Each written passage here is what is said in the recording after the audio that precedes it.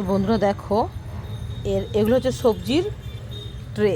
এই ট্রের মধ্যে শুধু মাটি দেওয়া আছে। তা আমি দেখছিলাম যে গাছ হয় কি না। দেখো 15 দিন আগে ফেলেছিলাম, কত সুন্দর পালং শাক হয়েছে। খুব ছোট জায়গায় কিন্তু বেশ সুন্দর হয়েছে।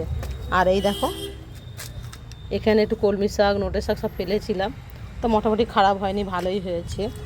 আর এই দেখো পিরিং শাক, মেথি শাকটা বেরোয়নি।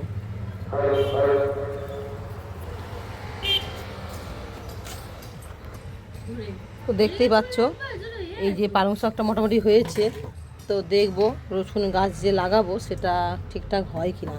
তার আগে তোমাদের চলো আমি কীভাবে মাটিটা রেডি করছি, তা তোমাদের সেই মাটিটা তোমাদেরকে একবার দেখাই। বন্ধুরা দেখো, এই যে আমি গাছ লাগানোর জন্য মাটি রেডি করছি।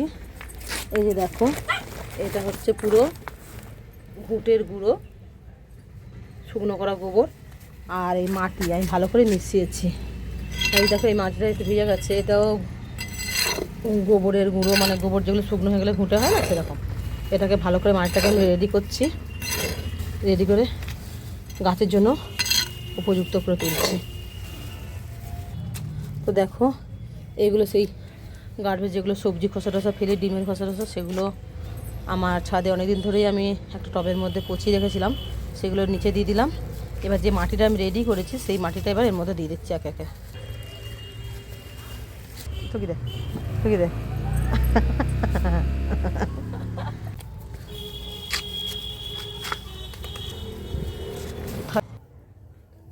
তো দেখো বন্ধুরা, এই যেগুলোতে গাছ লাগাবো, যার জন্য এটা করছি। এবার কী গাছ লাগাবো তোমাদেরকে দেখাচ্ছি। দাঁড়া,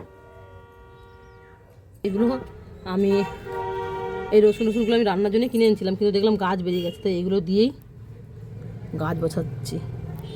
গাছ হলে তোমাদের দেখাবো কেমন গাছ হলো।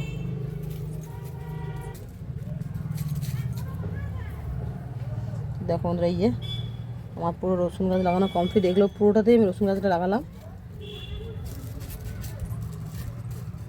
একটু বেশি আছে, এ পাশাপাশ দিয়ে দিই।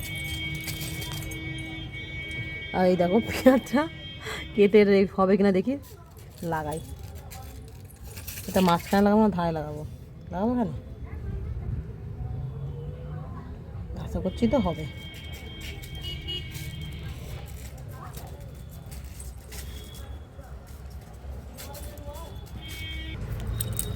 তো আমি একটু করে জল দিয়ে দিই।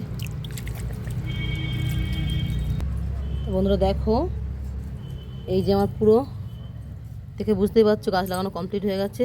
এবার 1 সপ্তাহ পরে তোমাদেরকে আমি দেখাবো